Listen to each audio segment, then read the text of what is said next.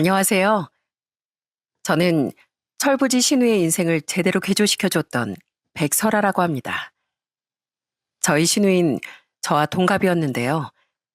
정말 저와 나이가 같은 사람이 맞나 싶을 정도로 굉장히 철없고 제멋대로인 사람이었어요. 시댁 식구가 아니라 진짜 제 친자매였다면 정말 한번 제대로 확 쥐어박아주고 싶다는 생각을 수도 없이 했었으니까요. 그런데 정말 제 손으로 신우의 버릇을 단단히 고쳐줄 수 있는 기회가 찾아오더라고요. 전 그때를 당연히 놓치지 않았죠. 저와 제게 호된 참교육을 당했던 신우의 사연에 대해 지금부터 이야기를 해볼까 해요. 저는 키도 170cm가 넘고 체격도 여자치고 다부진 편이랍니다. 중고등학교 시절엔 잠시 포안 던지기 선수 생활도 했었죠. 그래서인지 까불이었던 제 남동생도 여동생도 제 말엔 꼼짝을 못하곤 했어요. 그렇게 든든한 장녀로서 자란 전 운동을 그만둔 뒤엔 적당한 대학을 나온 뒤 직장인이 되었습니다. 그리고 나이 28엔 결혼을 했죠. 저보다 4살 많았던 남편은 참 다정하고 좋은 사람이었어요. 저희 부모님과 동생들은 남편을 참 좋아했습니다. 성격도 좋고 무엇보다 절 많이 아껴주던 사람이었으니까요. 그래서 친정에 갈 때마다 집안 분위기가 정말 좋았는데요. 그에 비해 시댁에 가면 자꾸 인상 찌푸릴 일이 생기는 겁니다. 바로 이 사연의 주인공인 신우이 때문이었죠. 신우이는 앞서 말했듯 저와 동갑이었는데 연예인을 해도 되겠다 싶을 정도로 외모가 예뻤습니다. 키도 170cm가 넘던 저와 비슷하게 크고 몸매도 여리여리해 저희 결혼식 때 신우이에게서 눈을 못 떼던 사람도 정말 여럿이었죠. 그런 신우인 쭉 연예인을 지망했었다는데요. 겉모습만 예뻐지 신우인 정말 철딱선이 없는 사람이었습니다.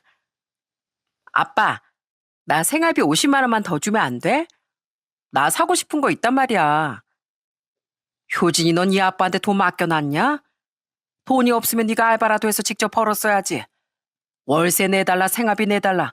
부모가 봉이야? 너 연예인 한답시고 제발 뒷바라지 좀 해달라고 했을 땐 그래, 그래도 꿈을 이루고 싶다는데 부모가 돼서 도와줘야지 했다. 근데 그만두기로 했으면 다른 직업을 구해야 할 거 아니야. 네 나이도 생각을 해야지. 일이 잘 풀리지 않아 연예인 지망을 포기했다던 신우인. 제가 결혼했던 당시엔 백수로 지내고 있었어요. 지방에 사시던 시부모님이 얻어준 서울의 작은 월세 오피스텔에서요. 연예인 지망을 포기했으면 어디 취직이라도 하던가 해야 하는데 신우인 월세며 생활비며 모두 시부모님께 타서 생활하고 있었던 거예요. 신우인 시댁에 와서 자신의 부모님을 보면 이것저것 부탁만 하더라고요. 그리고 그런 신우일 꾸중하던 시아버지와 달리 신우일 계속 철부지로 만들던 사람은 바로 시어머니였습니다. 그냥 당분간 애 좀 내버려둬. 애가 그렇게 오래 꿈꾸던 연예인 포기하고 마음이 얼마나 헛헛하겠어. 허전한 마음 좀 쉬면서 이거저거 사고 싶을 수도 있지. 당신은 효진이 좀 그만 감싸. 딸 자식 졸졸 따라다니면서 똥 닦아주다 우리 노후자금 다 털리고 싶어? 직장을 구하기 싫으면 아까 월세라도 안 나가게 본가에라도 들어오라고 해도 서울이 좋다고 싫다. 그럼 빨리 직장을 구하라니까. 푼돈 버는 일반 직장 같은 건 자존심 상해서 또 싫다. 뭐 대체 어쩌라는 거야? 얘랑 같이 연예인 준비했던 다른 애들은 연예인 못 됐어도 그 인플루언서인가 뭔가 그런 것도 하면서 큰돈 턱턱 번다잖아. 걔네랑 자기랑 비교하면 자존심 상할 수도 있지. 아니, 당신은 꼭 딸한테 그렇게 박하게 굴어야 되겠어? 시어머니는 평소엔 괜찮은 분이었는데 유독 신우일만 되면 다른 분이 되시더라고요. 시아버지가 그런 시어머니에게도 썽을 내셨지만 시어머니는 꿈쩍도 하지 않았죠. 시어머니는 딸을 엄청 가지고 싶어 하셨다고 합니다. 그래서 남편을 낳은 뒤 계속 둘째 딸을 갖기 위해 노력했는데 무려 2번이나 유산이 되었다더라고요. 그 뒤 겨우겨우 신우이가 태어났는데 신우이가 무려 2달이나 일찍 세상에 나와버렸다고 해요. 너무 작게 태어난 신우인 인큐베이터에서 2달 가까이 보호를 받아야 했죠. 그 뒤 시어머니는 겨우 살려낸 시누이를 불면 날아갈까, 안으면 부서질까, 정말 애지중지 키우셨다고 합니다. 우리 아버지도 효진이를 애지중지한 거 마찬가지셨어. 그런데 애가 하도 오냐오냐 자라니까 나중엔 성격이 너무 제멋대로 철도 안 들더라. 아버지랑 내가 이건 아닌 것 같아서 뒤늦게 야단을 많이 쳤는데 어머니만 믿고 완전히 귀를 막아버리더라고. 문제는 시누이가 단순히 철만 없던 게 아니었다는 거예요. 처음에 말했듯 시누이는 정말 제 멋대로 해 어디서든 대접받지 못하면 뿔이 나는 성격이었거든요. 식당 같은 곳에 가면 꼭 종업원들에게 반말을 하며 손님은 왕이라는 식으로 행동했고, 심지어 한 번은 원하는 음료가 없다며 편의점으로 심부름까지 다녀오라고 하더라고요. 너 진짜 밖에 나올 때마다 왜 이래? 이제 너랑 절대 외식 안 해. 죄송합니다. 얘 말은 그냥 다 무시하셔도 돼요. 시아버지와 남편은 그런 신을 야단치며 고개를 들지 못했습니다. 그 와중에 시어머니는 그런 신우일도 감싸곤 했어요. 그리고 신우의 물에는 제게도 어김없이 해당되더라고요. 새언니, 나 물 좀 줘. 네? 지금 나한테 한 말 맞아요, 아가씨? 그럼 여기 새언니가 새언니 한 사람밖에 더 있어? 아, 물을 먹고 싶으면 아가씨 손으로 떠다 먹어. 결혼 후 어느 날 대뜸 신우이가 제게 반말을 내뱉더군요. 그 태도가 너무 건방져 저도 그냥 반말로 대답해버렸습니다. 저라고 뭐 못할 거 없으니까요. 신우인 그런절 어이없다는 표정으로 보며 이렇게 말했습니다. 지금 나한테 반말한 거야? 너도 하잖아. 따지고 보면 내가 손윗 사람인데 나는 왜 하면 안 돼? 난 신우이잖아. 어디 시댁 식구 어려운 줄 모르고 며느리가 신우이한테 반말을 해? 너랑 나랑 동갑인데 굳이 내가 왜 존대를 해줘야 하냐고. 너 시집살이 한번 제대로 당해보고 싶어? 내가 웬만하면 처음부터 예의를 내던지지는 않는데 다짜고짜 반말하는 사람한테 어떻게 예의를 지켜줘? 자, 아가씨, 내가 한 발 양보해서 다시 존댓말 써줄게요. 근데 아무리 동갑이어도 이런 건 상호간에 존대 쓰면서 예의를 지키는 게 맞죠? 저는 성격이 불같아서 아닌 건 아닌 사람이에요. 또 저한테 반말 찍찍하면서 최소한의 예의도 안 지키면 그때부턴 제 입에서 두 번 다시 존대 나오는 일 없을 거예요. 이런 저한테 시집살이 시킨다고 한들 별로 통하지도 않을 거고요. 우리 가족인데 좋게 지내요. 네? 단순히 시댁 식구란 이유로 제게 함부로 굴려던 신우인 말문이 막혀버렸습니다. 그래도 자기가 반말 듣는 건 싫었는지 더 이상 제게 반말은 하지 않더라고요. 하지만 그 일로 제게 앙심을 품었는지 자꾸만 제게 기어오르려 하더군요. 새언니, 새언니는 같은 서울 살면서 혼자 사는 신우한테 반찬 한 번은 안 해다 줘요? 와서 청소도 해주고 하면 얼마나 좋아요. 우리 집에 빨래도 많이 쌓였고 집도 더러우니까 이번 주말에 와서 집안일 좀 해주고 가요. 아가씨는 손이 없어요. 발이 없어요. 아가씨는 일도 안 하는데 그럼 시간도 많을 거 아니에요. 집안일 정도는 스스로 하세요. 전 호의를 고마워하지도 않을 사람한테 호의를 베푸고 싶지는 않네요. 아, 진짜. 새언니 시댁이 우스워요? 나 시누이예요, 시누이. 시댁 식구들한테 깍듯해야 되는 게 며느리 아니에요? 내가 뭐 죄졌나요? 아니면 가족들한테 예의를 안 지키고 있나요? 아가씨, 나한테 자꾸 말도 안 되는 대접받고 싶어 하지 말고 그 시간에 일자리라도 좀 구하세요. 은퇴하고 나서도 다 큰 자식에게 용돈을 받아보긴커녕 계속 생활비 월세 다 내주고 계신 아버님 어머니께 죄송하지도 않아요? 자꾸만 제게 대접받고 싶어하는 신우에게 저도 져주고 싶지 않았습니다. 그렇다고 시부모님을 생각하면 그 노란 삭수를 고쳐주겠답시고 도를 지나치기도 뭐해 그냥 똑같이 받아쳐주는 정도로 그런 상황들을 지나갔었죠. 예, 애미야. 너 왜 자꾸 우리 효진이가 못난 애라는 듯이 말을 해? 우리 애가 좀 철이 없는 편이긴 하다만 아무리 그래도 신우인데 말을 좀 가려서 해야지. 시어머니는 신우이와 제가 사사건거 부딪히자 제게 불만을 표하시더라고요. 시아버지와 남편이 제 편을 들어주었기에 시어머니와의 사이가 크게 틀어지진 않을 수 있었지만 그 상황이 좀 답답하더라고요. 평소엔 정말 상식적이고 제게도 잘하려 노력해준 분이었으니까요. 그런데 집신도 짝이 있다더니 저희 아들이 4살 때 시누이가 결혼을 하더라고요. 심지어 시매부는 정말 좋은 사람이었습니다. 집도 잘 살고 직업까지 좋았어요. 솔직히 그런 사람이 제대로 직업도 없는 시누이를 왜 좋아하나 싶었는데 심해부는 시누이의 외모에 완전히 반한 거더라고요. 심해부는 시누이가 해달라는 건 정말 다 해주더군요. 시누인 심외부가 선물해준 명품 가방, 명품 옷, 구두 등을 끊임없이 사진 찍어 SNS에 자랑했고요. 사랑둥이 남편 덕에 매일 행복한 일상. 아, 행복해. 또 시누인 이런 행복에 젖은 멘트와 함께 심해부와 고급 식당에서 식사하는 사진, 비싼 해외 휴양지에 놀러간 사진들도 쉬지 않고 SNS에 올리고 가족들에게도 자랑했습니다. 심지어 심해부는 시누이에게 외제차도 하나 더 뽑아줬더라고요. 심해부가 그렇게 잘해줬으면 시누이도 심해부에게 잘했어야 하는 거 아닌가요? 그런데 시누이는 갈수록 심해부를 그렇게 무시하고 구박하더라고요. 아, 내 바로 옆에 서지 말고 좀 떨어져서 걸으라니까.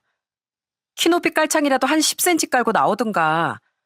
얼굴 안 보이게 모자도 좀 쓰고. 그 이유라는 게 정말 기가 막히더라고요. 우선 심외부는 키가 167cm 정도로 시누이보다 키가 작았습니다.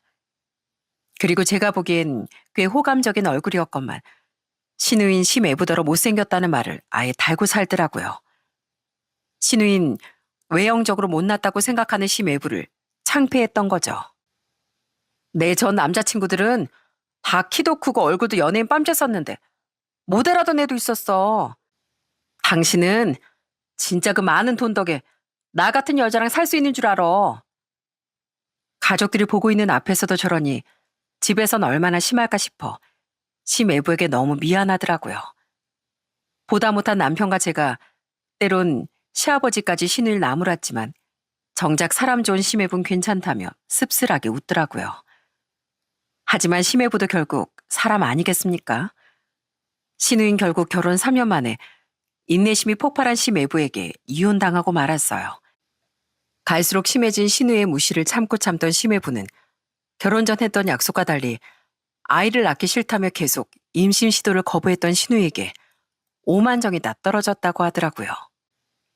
아빠, 김서방 좀 뭐라고 설득해봐. 어? 그냥 허허실실할 줄만 아는 바보인 줄 알았더니 한 번 돌아서니까 성격이 장난이 아니야. 나한테 사줬던 자기 명의 외제차도 바로 뺏어다 팔아버리고 다른 명품들도 죄다 팔아버렸어. 그러니까 너 김서방한테 작작 함부로 하랬지? 내가 미안해서 어떻게 이혼하지 말라고 김서방한테 부탁할 수가 있냐? 백날 첫날 울고불고 해봐라. 난 앞으로 네 못된 땡깡도 철부지짓도 절대 못 받아줘. 남의 눈에 눈물 냈으면 네 눈에선 피눈물 난다는 걸 똑똑히 알아야지. 신우이가 이혼소송을 당하고 시댁으로 쫓겨났다는 말에 저와 남편은 시댁으로 달려갔었습니다. 솔직히 신우이가 아니라 시아버지가 뒤로 넘어가실까봐 걱정됐거든요. 시아버진 신우이에게 뭐가 됐든 너 알아서 하라며 더는 못 도와준다고 펄펄 뛰셨죠. 여보, 그래도 이혼당하게 생긴 딸한테 왜 그렇게 박해? 시끄러워. 당신도 이번만큼은 명심해. 또 저 철딱서니 없는 기집애 감싸면서 도와주려고 했다간 당신부터 나한테 호적정리 당할 줄 알아. 신우를 감싸며 시아버지를 설득하려던 시어머니도 이번만은 시아버지의 뜻을 꺾지 못했습니다. 결국 신우인 빈털터리가 된 채 이혼당하고 말았어요. 너무 미안한 마음에 남편은 심외부에게 따로 전화를 걸어 사과까지 하더라고요. 그리고 신우의 이혼이 확실히 정리된 지 얼마 안 돼요. 전 시어머니에게 아주 황당한 전화를 받았습니다. 예, 애미야. 너랑 영진이 우리 효진이 좀 데리고 살아야겠다. 너희들 방 하나 남잖아. 옷가지들 넣어둔 그 방 말이다. 갑자기 그게 무슨 말씀이세요? 내가 어떻게든 설득하려고 했는데 네 시아버지가 이젠 머리 아픈 이혼도 다 마무리됐겠다. 더는 못 봐주니까 당장 나가라고 효진이한테 난리를 치더라. 여태 효진이한테 줄 돈은 다 줬고 이젠 집도 얻어줄 마음 없으니까 나가서 노숙을 하든 말든 알아서 하라고 으름장을 놓는 거야. 죽이 되든 밥이 되든 부모한테 더 의지할 생각 하지 말라면서. 얘가 돈도 없는데 갈 곳이 너희 집밖에 더 있겠니? 그러니까 너희가 좀 데리고 살아. 너희들도 요즘 상황이 힘든 건 아는데 그래도 가족끼리 도와야지. 시어머니는 시아버지 때문에 신우일 더는 데리고 있을 수가 없다며 저에게 신우일 데리고 살라고 말하더라고요. 게다가 옆에 있었는지 신우이가 큰 소리로 더 기가 막힌 말을 하더라고요. 새언니, 나 데리고 살기 불편하면 서울에 오피스텔 같은 거 하나 얻어줘도 괜찮아요. 저번에 인터넷으로 찾아보니까 월세 100만 원짜리 정도면 괜찮을 것 같던데요. 아무리 우리 사이가 좀 별로였어도 가족인데 원래 가족은 사람이 힘들 땐 손을 내밀어주는 존재잖아요. 부탁 좀 드릴게요. 이 사람이 이혼까지 당하고 나서도 정신을 차리지 못했구나 싶었습니다. 실은 그때 저와 남편 상황이 썩 좋은 편이 아니었거든요. 저는 아들을 낳으며 회사를 그만두었는데 아들이 2돌이 지난 뒤 다시 직장을 구하지 않고 남편과 함께 고깃집을 차렸었습니다. 남편도 이상한 직장 상사 하나 때문에 버티기가 힘들었다며 자기도 장사를 해보고 싶었다고 말했었거든요. 하지만 부푼 꿈을 안고 시작한 장사는 5년 만에 약간의 빚만 남기고 결국 망해버리고 말았죠. 그래서 당시 우린 각각 직장을 구해 빚을 갚고 다시 돈을 모으기 위해 노력하고 있었습니다. 때문에 시어머니와 신우의 욕을 당연히 거절하려다 전 이내 마음을 바꾸었어요. 신우의 말대로 우리 미우나 고우나 가족 아니겠습니까? 솔직히 안 보면 그만일 수도 있지만 그래도 저도 처음이자 마지막으로 신우이를 한번 사람 만들어보고 싶더라고요. 그래도 안 되면 분노 유발자인 신우를 이젠 보지 말고 살자고 다짐하며 전 알겠다고 대답했어요. 집을 구해주는 건 못해도 한번 데리고 살아보겠다고요. 내 동생 정신 차리게 해준다니 나야 고맙지만 당신 정말 괜찮겠어? 가뜩이나 집안 상황 때문에 힘들 텐데. 해보는 거지 뭐. 당신이 내 동생들한테 잘해주는 거 나 두고두고 고마워하고 있어. 그러니까 나도 당신 동생 위해서 한번 힘써볼게. 제 이야기를 들은 남편 또한 제 계획에 동의하더군요. 주말이었던 다음 날 시어머니는 직접 신우를 저희 집에 데려다 주셨습니다. 시어머니는 짐가방을 저희 집 안에 내려놓은 뒤 저와 남편에게 신우이를 부탁하셨어요. 애가 아직 마음에 상처가 크니까 애 타박하지 말고 좀 오냐오냐 잘 봐줘 애미야. 우리 효진이 좀 잘 부탁한다. 애가 가리는 반찬이 많으니까 신경 좀 써주고 우리 효진이 받아준다고 해서 정말 고맙다. 효진아, 엄마 갈게. 네, 아가씨 위해서 최선을 다해볼게요. 전 그런 시어머니에게 의미심장한 말을 남겼습니다. 그리고는 시어머니가 가시자마자 본격적으로 신우의 개과천선시키기에 돌입했죠. 남편이 시어머니를 터미널까지 모셔다 드리러 나간 뒤 신우인 소파에 거만하게 앉아 이러더라고요. 제가 결혼하기 전에 저희 집에 와서 밥하고 청소 좀 해달라고 그렇게 말했을 땐 한 번은 안아주더니 결국 이렇게 제가 언니 밥을 얻어먹고 살게 됐네요. 아, 배고파. 새언니, 나 삼겹살 먹고 싶은데 나가서 삼겹살 좀 사다 줘요. 아, 소주도 한 병 같이요. 참, 아가씨 밥, 빨래, 청소 다 해준다고 누가 그래요? 삼겹살에 소주 먹고 싶으면 아가씨 돈으로 직접 사 먹어요. 네? 아니 뭐예요 그럼?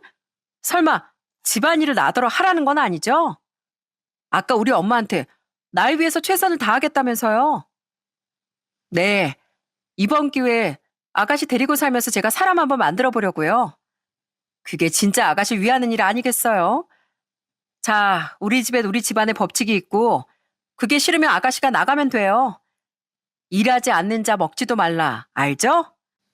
우리 집에 사는 동안 월세, 공과금, 식비 등등 생활비까지 다 해서 다달이 100만 원씩 내세요.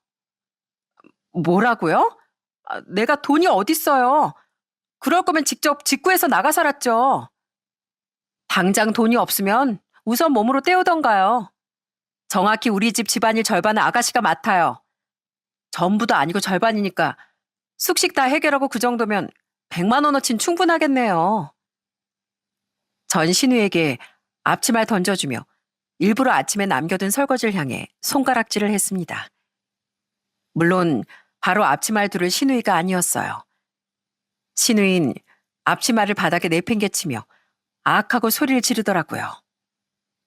지금 장난쳐요? 이런 법이 어디 있어요? 나 자취할 때도 맨날 시켜먹고 사먹어서 음식도 잘 못하고요. 결혼하고 나서도 집안일 다 가사도우미가 해줘서 잘 할 줄도 몰라요. 무슨 가족집에 사는데 돈을 내래요. 아까 말했듯이 싫으면 그냥 이 집에서 나가면 돼요. 기가 막혀. 나가요. 나간다고요. 더럽고 치사해서 여기 안 살아요. 마구 신경질을 내던 신우인 자신의 말과 달리 집에서 나가지 않더라고요. 그리고 남편이 돌아오자마자 이런 법이 어디 있냐며 동정심을 사려고 하더라고요. 우리 집은 우리 마누라 말이 법이야. 네 새언니 말대로 싫으면 나가. 난 상관 안 할 테니까. 결국 신우인 엉엉 울며 집을 나갔습니다. 그러자 잠시 뒤 시어머니에게서 전화가 걸려오더라고요. 에미 너, 내가 효진이 전화 받고 기절하는 줄 알았다. 내가 잘 부탁한다고 말하고 간 지 얼마나 됐다고 애를 쫓아내? 어? 이게 대체 무슨 짓이야? 전 내쫓은 적 없어요. 저희 집엔 공짜는 없으니까 돈 못 낼 거면 집안일 하라고 했더니 싫다면서 집을 나가더라고요. 뭐? 집안일을 시켜? 걔가 할 줄 아는 게 뭐가 있다고? 어머님, 아가씨 저랑 동갑이고요. 서툴러도 해버릇해야 나중에 혼자서도 잘 살 수 있는 거예요. 어머님이 그렇게 끼고 도는 거 전혀 아가씨를 위한 일이 아니라고요. 이게 아가씨를 위하는 제 방식이고 그게 싫으시면 전 아가씨 데리고 절대 못 살아요. 제가 보기에 어차피 갈 곳 없으면 아가씨 다시 돌아올 테니까 너무 걱정 말고 지켜보세요. 전 진심으로 아가씨 정신 좀 차리게 해주려고 이러는 거예요. 시어머니는 불같이 화를 내며 기차에서 내리면 바로 서울로 돌아오겠다고 난리를 치시더라고요. 하지만 시어머니는 다시 서울로 오지 못했습니다. 남편에게 전화를 받은 시아버지가 기차역까지 나가서 도착한 시어머니를 붙잡고 엄포를 놓았다고 하시더군요. 당신이 효진이가 감싸는 것보다 지금 애미랑 영진이가 하고 있는 게 100배 더 효진이를 위한 일이야. 거기도 쫓아갔다간 봐. 다신 집으로 못 돌아오게 될 줄 알아. 시아버진 시어머니와 달리 전화를 받고 제게 많이 고마워하셨어요. 부모가 못한 걸 네가 해주려고 노력하는구나 하시면서요. 그렇게 시어머니도 신우이를 돕지 못했고 결국 신우인 이틀 뒤 지친 표정으로 집으로 돌아왔습니다. 이틀은 찜질방에서 잤는데 이젠 진짜로 돈이 없어서 그래서 왔어요. 네, 잘 왔어요. 다시 여기 돌아왔다는 건 제가 말한 대로 열심히 돈을 벌어서든 집안일에서든 월세랑 생활비를 책임지겠다는 뜻이겠죠? 앞으로 잘 부탁해요. 그날부터 신우인 울며 겨자 먹기로 집안일을 하기 시작했습니다. 하지만 하기 싫은 티를 팍팍 냈죠. 신우인 설거지를 하다 고의로 접시를 3개나 깨먹기도 하고 청소기를 돌리다 화분을 와장창 박살을 내기도 하더라고요. 또 음식을 하라고 시켰더니 진짜 사람이 먹기도 힘든 수준의 결과물을 만들어 내놓는 겁니다. 하지만 전 다 예상했다는 듯 시원하게 대응했어요. 접시값, 화분값 다 따로 달아둘게요. 돈으로 갚아도 되고 아니면 그만큼 가사노동을 더 해서 갚아도 돼요. 안 그래도 대청소하려고 했는데 잘 됐네요. 엄마, 고모가 한 음식 너무 맛없어. 나 못 먹겠어. 미안해서 어떡하지, 선호야? 고모가 워낙 요리에 재능이 없어요. 거봐요, 새언니. 내가 음식 못한다고 했죠? 아우, 이거 다 아까워서 어떡한데? 그러니까 앞으로 저 음식 같은 거 절대 시키지 말아요. 해보다 보면 늘겠죠, 뭐. 우선 오늘 낭비한 식재료 값은 따로 계산할게요. 아가씨가 다 먹던가 그건 알아서 하고 우린 그냥 외식하고 올게요. 아우, 이건 정말 못 먹겠네요. 네? 아니, 왜 난 안 데리고 가요? 그럼 이걸 버려요, 아깝게? 음식 남기면 벌 받아요. 음식 못한다면서 이렇게 잔뜩 음식을 만들어 놓은 아가씨가 책임져야죠. 여보, 선호야, 우린 나가서 먹자. 그 어떤 꼼수도 통하지 않자 신우인 분했는지 표정이 썩어 들어가더군요. 그리고 그 뒤부턴 어차피 피해를 보는 건 자기였으니 집안일을 전보단 똑바로 하긴 하더라고요.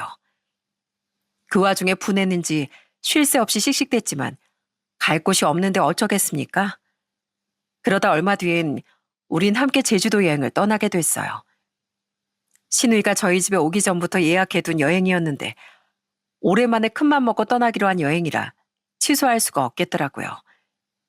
신우인 제주도라는 말에 눈을 반짝하며 자신도 가겠다고 졸라댔습니다. 그래서 함께 여행을 떠났는데 신우이는 가서 정말 아무것도 안 하고 불평불만만 늘어났죠. 아, 뭐야. 여행이라길래 5성급 호텔 정도 기대했는데 이런 조그만 펜션이 다 뭐예요. 그리고 식사도 좀 아까처럼 백반집 같은 데 말고 비싼 해물 모듬, 통갈치 이런 거 먹으러 가자고요. 여행 와서 이게 무슨 궁상이야. 아가씨, 아가씨 여태 계속 투덜대기만 하면서 아가씨가 먹은 물컵 하나 아가씨 손으로 안 닦은 거 알아요? 여행 온 거잖아요. 기대 못 미치면 투덜댈 수도 있는 거죠. 그리고 명색이 여행인데 내가 여기 와서까지 일을 해야 돼요? 아, 숨 좀 쉽시다. 네? 그렇게 첫날을 보낸 다음 날, 저와 남편은 술에 취해 뻗어 자고 있던 신우를 숙소에 두고 아이만 챙겨서 나와버렸습니다. 그리곤 퇴실 시간이 다 되었을 때 신우에게 전화를 걸어 통보했어요. 아가씨, 곧 퇴실 시간이니까 일어나요. 우린 아까 먼저 나왔거든요. 어차피 오늘 예약한 펜션은 다른 데라서요. 정리는 싹 해놨으니까 아가씨 몸만 나오면 돼요. 아가씨 집만 챙겨서요. 그리고 우린 아가씨처럼 이기적이고 불만만 많은 사람이랑 계속 여행하기 힘들 것 같으니까 남은 일정은 따로 다닐게요. 네? 아니, 나 돈도 없는데 그럼 어떻게 하라고요?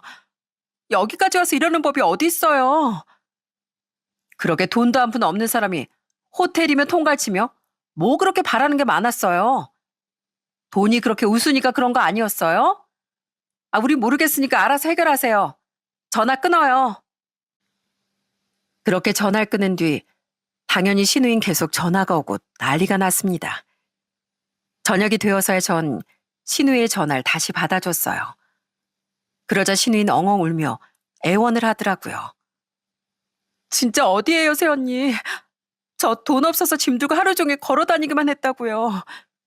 비행기표 살 돈도 없고 내일 예약한 비행기표 정보도 새언니랑 오빠가 알잖아요. 저 하루 종일 쫄쫄 굶었어요. 목도 마르고 배고프고 다리 아프고 돈 1,000원이 없어서 물도 못 사 먹었단 말이에요. 제가 잘못했어요. 그러니까 제발 저 좀 데려가세요.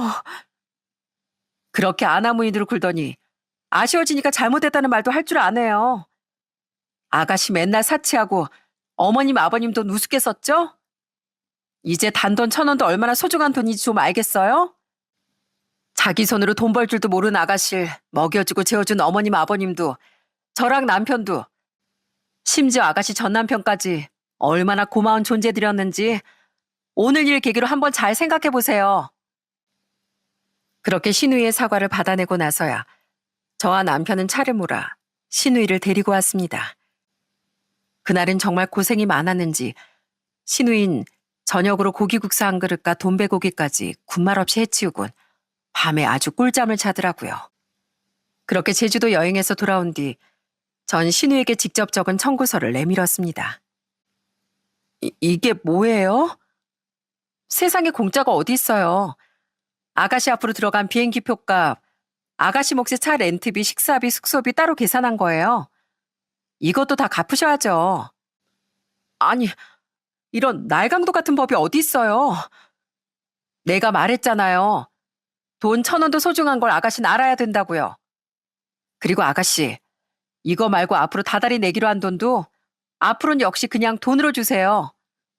아가씨 살림 실력이 생각보다 너무 어설퍼서 그냥 돈으로 받는 게 낫겠더라고요. 네? 아니, 왜 갑자기 말을 바꿔요? 나 돈 없다니까요. 나랑 남편이 남은 빚 갚으라고 저녁에 교대로 일용직일 다니고 있는 거 알죠? 배달 알바도 뛰고 물류센터 야간 일도 하는 거요. 특히 물류센터 일이 일당이 꽤 쏠쏠하거든요. 나랑 거기 나가서 일해요, 아가씨. 돈은 남의 돈을 가져다 쓰는 게 아니라 직접 땀 흘려 벌어야 보람차다는 걸 알게 해줄게요. 아, 절대 싫어요. 무슨 물류센터예요. 우리 집은 내 말이 곧 법이라고 남편이 그런 거 잊었어요? 쫓겨나기 싫으면 내 말대로 해요.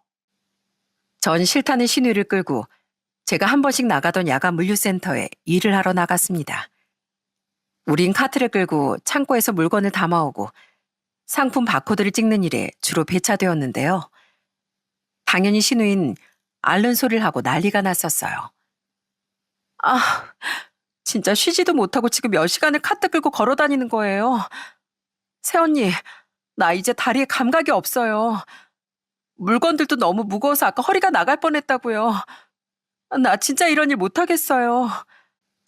그 힘든 일, 여기 있는 여자분들 중엔 몇 년씩 한 분들도 많아요. 그리고 남자들이 이거보다 더한 중노동에 배치된다고요. 이렇게 내내 일해봐야 하루에 20만 원도 못 받아요. 근데 아가씨는 고작 그 정도 버는 것도 힘들다고 징징대면서 당연하다는 듯 월세 100만 원짜리 오피스텔을 얻어달라고 요구하지 않았어요? 그런 집에 살려면 월세만 해도 최소한 여기서 열흘은 일해야 된다는 건데 어때요? 아가씨 그럴 수 있겠어요? 전 그렇게 힘든 일을 시켜 신우이에게 돈의 소중함을 알게 해주고 싶었어요. 저는 경찰을 끌고 신우이와 함께 배달 알바도 다녔었는데 그때도 신우이가 잠시도 쉬지 못하도록 열심히 굴렸었죠. 그러다 한 번은 신우이가 얼굴이 시뻘개져선 차에 타더라고요. 신우이는 씩씩거리며 엄청난 진상을 만났다고 말했어요. 어이가 없어서 내가 배달기사가 아니라 그 사람 심부름꾼인 줄 알더라고요. 집에 물 사다 놓는 걸 깜빡했다면서 저한테 자기 카드로 물 좀 사달라는 거 있죠? 물이 없으면 목이 막혀서 음식을 먹을 수나 있겠냐면서요. 그것도 반말로요. 기가 막혀서 무시했더니 고객들 덕에 먹고 사는 주제 건방지다 뭐다 하면서 막 쌍욕을 하더라고요.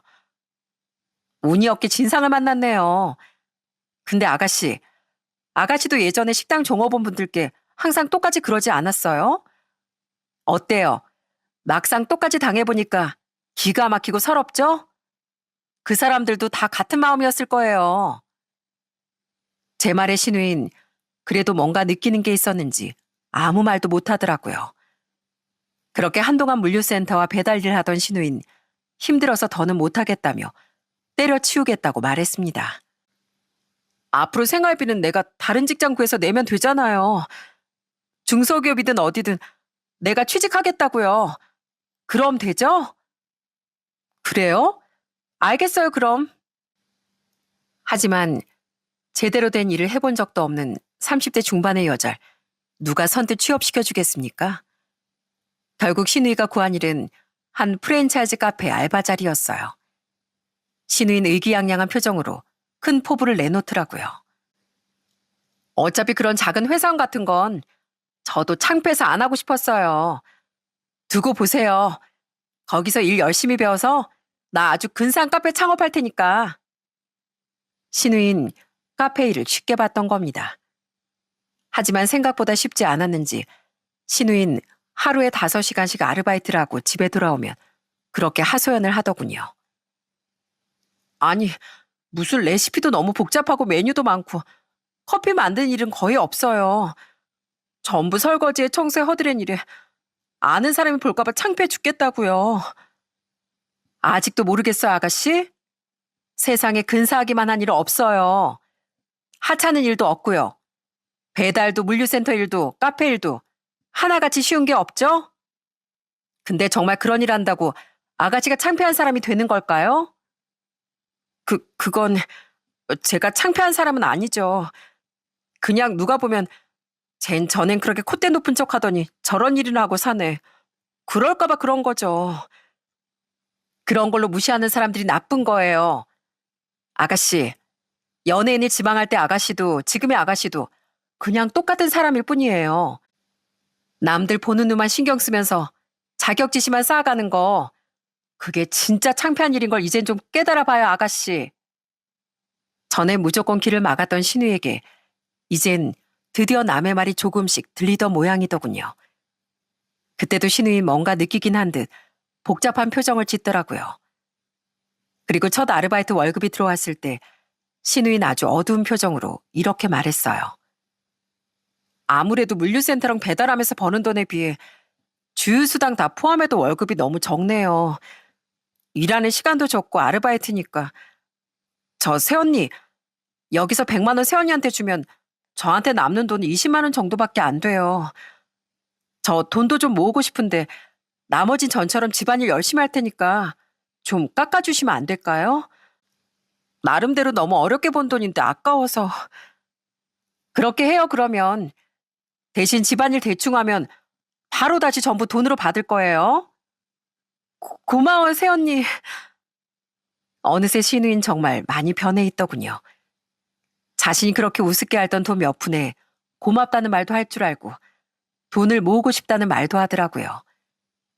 게다가 전과 다르게 정말 집안일도 꼼꼼하게 열심히 하려고 노력했고 한 번은 다 같이 시댁 근처 식당에 갔는데 종업원 분께 예의 바르게 감사하다는 말까지 하는 겁니다.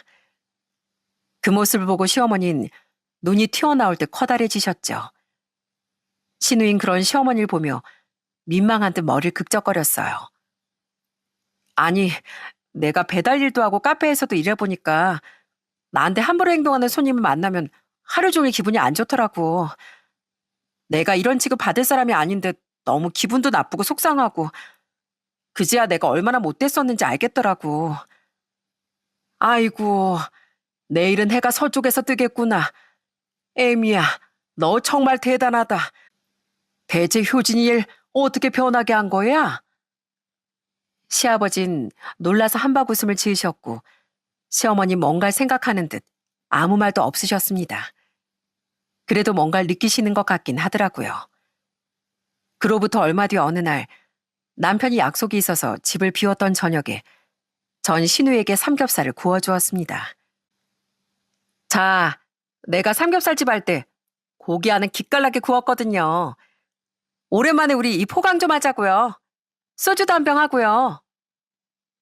얼마예요? 이것도 그냥 식비 포함이에요? 이건 내가 그냥 사는 거로 해요. 가족끼리 너무 계산적이기만 해도 좀 그렇잖아요. 신우인 익숙한 듯 제게 얼마냐고 묻더군요. 제가 공짜라고 했더니 표정이 확 밝아지는 것이 좀 귀엽게 느껴지더라고요. 그렇게 삼겹살에 소주를 한잔하며 전 신우이와 깊은 대화를 나누었습니다. 아가씨, 우리 집에서 이렇게 몇 달 지내보니까 어때요? 난 아가씨가 좋은 쪽으로 많이 바뀌었다고 생각하는데. 저 실은 그동안 꼭 하고 싶은 말이 있었는데요. 할 말이 있었다던 신우인 잠시 술잔을 만지작대며 망설이더라고요. 그리곤 갑자기 제게 머리를 넙죽 숙이는 겁니다. 그때 신우의 말을 듣고 전 엄청난 뿌듯함을 느꼈어요. 그동안 정말 미안했어요, 새언니. 제가 너무 버릇이 없었어요. 그리고 제가 얼마나 부끄럽게 살았었는지 깨닫게 해주셔서 정말 고맙습니다. 어머, 아가씨, 정말 진심이에요? 네, 실은요, 좀 부끄러운 얘기인데 제가 원래 그렇게까지 못되고 이기적인 애는 아니었거든요. 좀 철딱서니는 없었지만요. 근데 아이돌 준비도 해보고 연기자 준비도 해보는 동안 자꾸 제 자존감이 낮아지더라고요. 누구는 데뷔하고 누군 인플루언서로 잘 나가고 또 누군 엄청 잘생기고 돈도 많은 남자 만나서 결혼도 하는데 전 일도 잘 안 풀리고 인플루언서도 아무나 되는 것도 아니고 그래서 점점 자격지심이 생겨서 괜히 식당 같은 데서 더 왕대접 받고 싶어 하고 그랬던 것 같아요. 새언니한테도 그랬고요. 그럼 제대로 된 일이라도 구해보지 그랬어요. 자존심 상해서 아무 일이나 구하긴 싫더라고요. 뭔가 연예인이 못 돼서 중소기업 같은 데나 다니는 실패자처럼 보일까 봐서요. 근데 또 할 줄 아는 건 없으니 만만한 부모님께 돈이나 계속 달라고 하고 그러다 보니까 점점 더 무기력해지고 전 남편도 사실 고마운 사람인 걸 알았는데 그냥 그때 뭔가 조금이라도 마음에 들지 않으면 계속 화가 났던 것 같아요. 실은 돈만 보고 결혼한 제 자신이 잘못됐다는 걸 알아서 제 자신에게 화가 났던 걸 전 남편을 무시하는 걸로 푼 것 같기도 하고요. 신우인 자신의 나쁜 모습이 철없는 성격과 자격지심이 합쳐서 만들어진 결과물인 것 같다며 눈물을 흘리더군요. 그래서 주위에서 뭐라고 하든 듣기도 싫고 자신이 틀렸다는 걸 인정하기도 싫어서 더 아나무인이 된 것 같다고 하더라고요. 근데 여기 와서 새언니한테 혼도 실컷 나고 중노동도 해보고 역지사지 입장도 되어보니까 제가 얼마나 어리석게 살아왔는지 깨닫게 되더라고요. 너무 부끄럽고 제가 사람도 돈도 얼마나 함부로 대했는지 다시 생각해보게 됐어요. 그래서 이젠 정말 제대로 살고 싶다고, 그리고 가족들에게 고맙고 미안했다는 인사도 꼭 하고 싶다고 생각하고 있었어요. 근데 또 차마 입이 안 떨어져서 계속 망설였던 거예요. 저 지금 진심으로 너무 기뻐요, 아가씨. 아가씨가 정말 마음을 바로 먹었다고 하니까 막 주체할 수 없는 보람이 느껴지는 것 같아요. 정말 잘 생각했어요, 아가씨. 정말 잘했어요. 이게 다 새언니 덕분이에요. 저 같으면 저 같은 밉상신을 진즉부터 상대도 안 해줬을 것 같은데 정말 감사해요, 새언니. 근데 저 너무 늦지 않았을까요? 나이가 벌써 36인데 지금부터 뭐라도 저 다시 시작해 볼 수 있을까요? 그럼요. 36이 뭐가 어때서요. 시작할 수 있는 길은 많아요. 할 수 있어요. 아가씨 옆엔 이렇게 가족들도 있잖아요. 그 철없던 신우이가 눈물을 흘리며 저런 반성어린 말을 할 줄 누가 알았겠습니까? 너무 감격스럽더라고요. 그리고 그날 집으로 돌아와 제게 이야기를 들은 남편도 놀라움을 금치 못했습니다. 고마워, 여보. 이게 다 당신 덕분이야. 와, 효진이 걔가 요즘 변한 건 알았지만 그렇게 속 깊은 생각을 했을 줄이야. 이후 혹시라도 신우의 마음이 다시 금세 변할까 싶어 전 꼬박꼬박 생활비를 받긴 받았습니다. 그 사이 신우인 카페에서 정말 열심히 일했던 건지 정직원으로 채용까지 되었어요. 힘들어도 막상 해보니까 손님 응대하고 커피 만드는 일이 제법 재밌더라고요. 그래서 저 이번엔 진짜로 열심히 일 배우고 바리스타 자격증도 따서 나중에 꼭 카페 차려보려고요. 정직원으로 전환된 뒤 첫 월급을 받았을 때 신우인 우리와 함께 시댁에 내려갔습니다. 그리고 그때 신우인 두 분께 빨간 내복을 선물로 드리더라고요. 엄마, 아빠, 그동안 내가 너무 철없이 굴어서 미안해. 나 정직원 되고 받은 첫 월급으로 산 내복이야. 비록 지금은 이런 것밖에 못 사왔지만 앞으로 엄마 아빠 생일엔 용돈도 드리고 효도 많이 하면서 살게. 아빠, 그동안 내가 까먹은 돈은 나중에 내가 어떻게 쓰든 갚을게. 조금만 기다려줘. 나 이젠 정말 제대로 살고 싶어. 그동안 너무 죄송했습니다, 아빠, 엄마. 그리고 이 못난 딸 포기하지 않고 지켜봐 주셔서 정말 감사합니다. 존댓말까지 쓰며 진심으로 건넨 신우의 말에 시부모님은 눈시울을 붉히시더라고요. 그리고 그날 다 같이 술을 한잔한 뒤 시어머니는 절 따로 불러 조심스레 이런 말을 하셨답니다. 내가 살면서 늘 철부지로만 알았던 효진이한테 이런 선물을 다 받아볼 줄은 몰랐구나. 있지, 애미야. 변명 같겠지만 부모인 내 눈에 영진이는 안 그런데 이상하게도 효진이는 아직 항상 5살, 7살짜리 꼬마애로 보이더구나. 그래서 내가 일 그렇게 보이는 대로 대했더니 효진이도 떼쟁이 아이 모습으로 멈춰 있었던 거야. 그걸 내가 이제야 깨닫게 됐어. 어리석은 나 대신 효진이의 시간을 다시 흐르게 해줘서 진심으로 고맙다. 내가 너무 부끄러운 엄마였다는 걸 알게 해줘서 정말 고마워. 그동안 내가 너한테 뭐라고 했던 거 정말 미안했다. 그렇게 저희 시댁엔 따뜻한 변화가 찾아올 수 있었답니다. 신우인 저희 집에서 7개월을 산 뒤 작은 원룸을 구해 독립했어요. 실은 아직 모은 돈이 많이 없던 신우에게 전 조용히 500만 원을 건넸습니다. 이게 웬 돈이에요?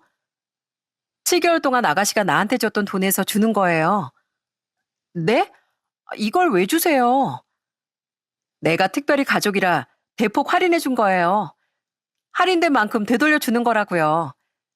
아가씨가 계속 정신 못 차리고 있었으면 당연히 할인 같은 거 안 해주려고 했는데 아가씨가 이번에 마음을 제대로 먹은 것 같아서 그게 너무 기특해서요. 새언니, 이건 할인이 아니라 진짜 기본 식비도 안 남기고 거의 다 돌려주는 거잖아요. 내가 처음부터 가족한테 돈 받아내려고 아가씨를 받아줬겠어요? 우리도 지금 형편이 힘들어서 딱 기본은 챙겼어요. 아가씨 얼른 독립하고 싶다고 보증금 모으고 있다면서요. 이것도 거기에 보태요. 그동안 고생 많았어요. 고마워요, 새언니. 새언니가 바꿔준 내 인생 평생 소중하게 여기면서 살게요. 그렇게 신우인 자신이 모은 돈에 제가 건네준 돈을 앞에 얼마 뒤 독립을 했던 겁니다. 이 나이에 더는 신세 질 순 없다면서요. 그리고 나중에 들은 얘긴데 신우인 용기 내어 심해부를 찾아가 용서를 구했다고 하더라고요. 받아달란 말은 절대 아니고 그냥 한 번이라도 진심으로 사과하고 싶었다고 말했어요. 그랬더니 가만히 절 보다가 그래도 고맙다면서 앞으로 잘 살라고 해주더라고요. 그제야 제 마음의 짐이 좀 덜어진 기분이었어요. 그 사람한테 정말 미안했거든요. 저희 신우이 정말 많이 달라졌죠? 그렇게 7개월간의 신우이 개가천선시키기 프로젝트는 끝이 났습니다. 그리고 지금은 3년 정도가 지났는데요. 신우이는 얼마 전 드디어 자신의 카페를 차렸습니다. 그날 시부모님도 서울에 올라오셔서 저와 남편은 시부모님을 모시고 신우이 카페에 갔는데요. 그날 전 커다란 개업 축하 화분도 사다 주었답니다. 새언니, 뭘 이런 걸 다 사왔어요. 오히려 제가 새언니한테 선물을 가져다 바쳐야죠. 제가 이렇게 제대로 살 수 있게 된 건 다 새언니 덕인데. 고마워요. 제가 나중에 꼭 맛있는 거 살게요. 우리 딸이 이런 번듯한 카페 사장이 되다니. 이게 다 애미 네 덕분이다. 고맙구나. 아직까지도 시부모님은 제게 고맙다는 말을 아끼지 않으십니다. 여전히 신우이를 보면 놀랄 노자가 나온다면서요. 그리고 신우이의 개업을 축하하기 위해 저희 친정 식구들도 한번 카페에 놀러 왔었는데요. 제 결혼 초와 다르게 인상부터가 부드러워진 신우이를 보며 친정 식구들도 다들 꽤나 놀라는 눈치더라고요. 간혹 신우이를 보면 3살 버릇 80까지 간다고 사람은 결국 안 변한다는 말을 하곤 하더군요. 신우이를 믿지만 혹시라도 신우이가 다시 전과 같은 모습으로 돌아가지 않도록 저도 남편도 관심을 가지고 지켜보면서 살아가려고 합니다. 우린 가족이니까요. 한편 저희 시어머니께서 요즘 이런 후회 어린 말을 자주 하시더라고요. 아무리 생각해도 내가 몇십 년을 품에 끼고 살았을 때보다 네가 우리 딸을 끼고 산 7개월이란 시간이 우리 딸에겐 훨씬 값졌던 것 같구나. 내가 좋지 못한 엄마였던 것 같아서 너에게도 가족들에게도 무엇보다 우리 효진이에게도 너무 미안하구나. 바뀐 신을 보며 시어머니도 생각이 많아지셨던 겁니다. 시어머니는 자신이 신우의 인생을 많이 망쳤던 것 같아 이제라도 시간을 되돌릴 수 있다면 그러고 싶다는 후회를 계속 하시더라고요. 안타깝게도 앞으로만 흐르는 시간을 되돌릴 수는 없는 법이죠. 제 사연이 혹시라도 자식을 잘못된 애정으로 대하며 키우고 계신 분들께 울림을 드릴 수 있었으면 좋겠습니다. 아이를 낳고 키운다는 건 그 인생 전체를 좌지우지할 수 있는 무겁고 중요한 일이라고 생각해요. 그러니 아이를 진정으로 사랑한다면 어떠한 방법으로 키우는 게 정말 아이를 위한 일인지 신중하게 생각해 보셨으면 좋겠습니다. 그럼 전 이만 여기서 사연을 마치고 인사드리겠습니다. 끝까지 들어주셔서 진심으로 감사드립니다.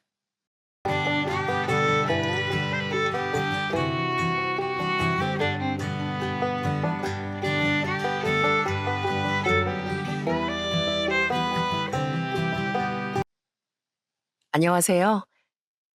시간이 약이길 바라는 40대 남자 박재응입니다. 사람 인연이라는 게 결국 하늘이 내려주는 복인 것 같습니다. 슬프게도 제겐 그런 복이 없는 모양이네요. 몇 번의 만남과 이별을 반복하다 겨우 내 사람을 찾았다 믿었던 아내도 결국엔 제 삶을 송두리째 흔들어 놓는 아픔만 남겼으니까요. 아직 그 아픔을 떠올리면 가슴이 아려오지만 이젠 후를 털어버리고 새 출발을 하고 싶어 이렇게 펜을 들어봅니다. 부디 부족한 제 글솜씨지만 끝까지 잘 들어주셨으면 좋겠습니다. 어릴 적 전 참 내성적이고 숫기가 없는 사람이었어요. 친구들과 놀고 싶은 마음은 굴뚝 같았지만 어쩐지 쑥스러워서 먼저 말을 걸지 못했죠. 부모님은 외동아들인 제가 학교에서도 늘 혼자 있는 것 같아 걱정이 참 많으셨습니다. 우리 아들이 어디 모난 데도 없고 문제가 있지도 않은데 왜 이렇게 사회성이 떨어지나 몰라. 아휴, 이럴 줄 알았으면 동생이라도 몇 낳아줄 걸. 언제라도 엄마 아빠가 옆에 있어줄 수도 없고 말이야. 부모님은 제 사회성을 길러주겠다며 어릴 때부터 각종 캠프 수련회에 수시로 보내셨습니다. 하지만 타고난 성격이 내성적인 걸 고치지 못했고 낯선 사람이 가득한 캠프에서 전 딱 죽을 맛이었죠. 안녕? 너도 부모님이 강제로 보내서 왔니? 나도 그래. 휴, 여기서 게임도 못하고 모르는 애들뿐이라 심심해. 근데 넌 왜 그렇게 땀을 흘려? 아니야. 조금 더워서 그래. 나도 게임 좋아해. 저는 정말 큰 용기를 내서 대답했지만 그 친구는 제 반응이 별로였는지 곧 다른 친구에게로 떠나버리더군요. 학창 시절 내내 이걸 반복하다 보니 저에게 소원이라곤 딱 하나뿐이었어요. 제발 내년엔 제가 아무 말 안 해도 제 마음을 알아주는 친구를 만나게 해주세요. 제가 특별히 웃겨야 하거나 억지로 공감해주지 않아도 절 이해해주는 친구요. 하지만 그런 소원이 쉽게 이루어질 리 없었죠. 그렇게 대학교까지 존재감 없이 졸업한 전 성적이 좋아 여러 군데 회사에 합격했지만 사람들과 부딪힐 일이 제일 없어 보이는 생산직으로 일하게 되었답니다. 저는 자동차 설비 오퍼레이터였는데 기계 앞에 매뉴얼대로 장비를 조작하고 점검하는 게 주 업무였죠. 동료들과 협력해야 하는 순간도 가끔 있었지만 대부분은 기계와 저 단둘이 마주 앉아 있는 느낌이었어요. 혹여라도 직원들이 말을 건네는 경우는 대부분 이상 없습니까? 점검 끝났습니까? 같은 짧고 건조한 대화가 전부였으니까요. 그렇게 전 하루하루 사람 대신 기계의 소음과 진동 속에서 또 혼자만의 시간을 보내고 있었네요. 그날도 점심시간이었는데 괜히 안 친한 직원들과 식사하는 게 불편해 괜히 늦장을 부리고 있었습니다. 안녕하세요. 점심시간 한참 지났는데 식사 안 하세요? 저도 밥 될 놓쳤는데 괜찮으시면 저랑 같이 드실래요? 그때 굳게 닫혀있던 제 마음의 문을 두드리는 사람이 나타났습니다. 전 차마 거절할 용기가 안 나 그 사람과 마주 앉아 점심을 먹었어요. 그 직원은 물류팀에서 사무 보조를 하고 있는 계약직 사원이었어요. 전 벌써부터 스몰 토크를 나눠야 할 게 걱정이었어요. 하지만 웬걸 그 직원은 제게 식사 맛있게 하라는 말만 한 채 단 한마디도 걸지 않았습니다. 그러자 오히려 의문이 들더라고요. 아니, 이럴 거면 왜 같이 밥 먹자고 한 거지? 진짜로 앞에 앉아만 있어 줄 사람이 필요했던 건가? 그렇게 서로 한마디도 없이 밥을 먹고 나니 그 직원이 제게 음료수 하나를 내밀더라고요. 공장 자판기에서 몇백 원 안 하는 가장 저렴한 음료수였죠. 덕분에 밥 잘 먹었습니다. 고마워요. 선임들이랑 밥 먹으면 질문도 너무 많으시고 계속 맞장구를 쳐야 해서 체할 것 같았거든요. 오랜만에 정말 조용히 밥 먹었네요. 그렇다고 혼자 먹으면 사내에서 왕따 당한다고 소문이 돌고요. 저도 고맙습니다. 전 사실 왕따 맞아요. 제가 그 소문의 주인공일걸요? 직원은 제 말을 듣고 3초쯤 놀란 표정을 하다가 이내 푸하하 웃고 말았습니다. 그 뒤로 우린 종종 아무 말 없이 같이 점심을 먹었어요. 전 그 여자의 묵묵함이 좋았고 그 여잔 저의 무관심함을 좋아했어요. 저흰 그렇게 조금 특별한 인연을 맺게 되었고 조심스레 연인으로 발전했습니다. 연애를 하며 그 사람이 왜 그렇게 본인 얘기하는 걸 싫어하는지 알게 되었죠. 사실 그동안 말 못한 얘기가 있어. 나 사실은 고아야. 내가 엄마 뱃속에 있을 때 아버지가 사고로 돌아가시는 바람에 엄마가 날 낳자마자 어느 교회 앞에 두고 사라졌대. 그래서 난 부모님 얼굴도 이름도 어떤 사람들인지도 몰라. 내게 남은 부모님의 흔적인 김정미라는 이름 세 글자뿐이야. 그 사람은 그러면서 당시 장모님이 포대기 속에 넣어두셨다는 쪽지 하나를 보여주었어요. 여자친구는 그 작은 쪽지를 지갑 깊숙이 넣어 다녔습니다. 정말 죄송합니다. 제가 얼마 전 남편을 사고로 떠나보내고 이 아이를 낳았는데 도저히 혼자 키울 능력이 안 됩니다. 남편 살아생전 이 아이 이름을 김정미라고 짓자고 약속했어요. 부디 이 예쁜 아이를 주님의 사랑으로 돌봐주시길 바랍니다. 죄송합니다. 그렇게 쪽지 한 통과 함께 버려진 여자친구는 목사님의 보호 아래 자라다 17살 때부턴 혼자 자취를 시작했답니다. 그 어린 나이에 혼자 살게 됐으니 얼마나 외롭고 힘든 일이 많았겠어요. 다른 사람들은 너무 쉽게 묻는 것 같아. 부모님은 뭐 하시는지, 형제 관계는 어떻게 되는지 말이야. 세상에 부모도 없고 또 형제도 없는 사람도 있을 텐데 어떻게 그렇게 당연하다는 듯이 가족 관계를 묻는 걸까? 전 그 아픔을 진심으로 안아주고 싶었습니다. 그래서 더는 아무것도 묻지 않고 여자친구와 결혼을 결심했어요. 평생 외롭게 살아온 여자친구가 제 아내가 된다면 이제 두 번 다시 외롭게 하지 않을 거라고 약속하면서요. 저흰 결혼식도 올리지 않고 바로 혼인신고부터 서둘렀습니다. 저나 아내나 결혼식장에 부를 사람도 별로 없었거든요. 저희 부모님은 참 서운해 하셨지만 아내의 사정을 들으시곤 이해해 주셨답니다. 아들 하나 있는데 결혼식도 안 올린다니까 참 서운하긴 하지만 너희들 뜻이 그렇다는데 어떡하겠니? 난 그냥 예쁜 딸 하나 생겼다고 생각하련다. 말도 없는 아들만 있다가 막내딸이 생기니까 참 설레는 거 있지? 저도요, 어머님. 전 살면서 한 번도 누군가를 엄마, 아빠라고 불러본 적이 없거든요. 절 돌봐주신 목사님이 참 좋으셨지만 늘 어려웠거든요. 그런데 절 딸로 생각해 주신다고 하니 저도 너무 설레요. 어머님, 아버님, 저에겐 처음으로 가족이 생긴 거니까요. 오냐, 그래, 우리 막내딸. 우리 앞으로 정말 사이좋은 가족이 되자꾸나. 결혼 후에도 아내는 저희 부모님께 사랑받으려 정말 많이 노력했습니다. 어떨 땐 그 모습이 짠해 보이기도 했어요. 가끔은 아내가 사랑에 목마른 아이 같아 보였거든요. 어머님, 아버님, 저희 왔어요. 저 두 분께 잘 보이려고 원피스까지 입고 왔는데 어때요? 예뻐 보여요? 어디 보자.